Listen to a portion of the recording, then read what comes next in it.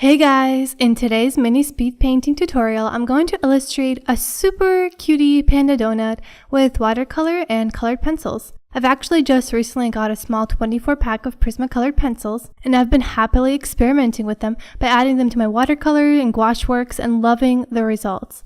Colored pencils are great for using for outlines instead of ink because they're so subtle.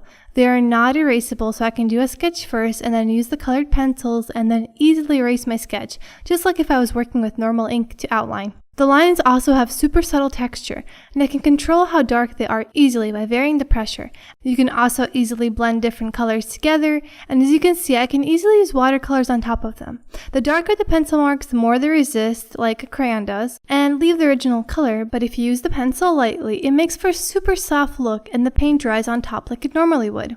I used watercolors like I always do without giving it any thought.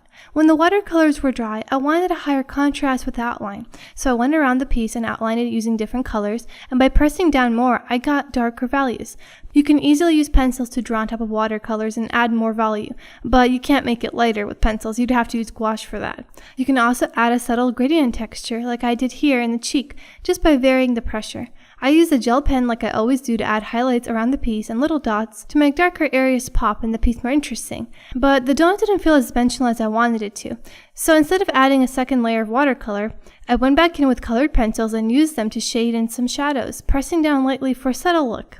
The texture is so beautiful, especially since it contrasts with the smooth blending of the watercolors. My biggest tip and my favorite technique so far is to use colored pencils of various colors to darken the outline, various colors just to make it more interesting, and then use a gel pen to outline it within. This greatly increases the contrast and makes for a fun, shiny effect of an outline.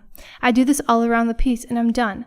This cutie panda donut was so much fun to make because I combined the two mediums, and I encourage you to use colored pencils next time you sit down to watercolor. You can use pencils more subtly, to the point of them being invisible, to add tiny details, or you can use them to add a lot of texture and color like I did here.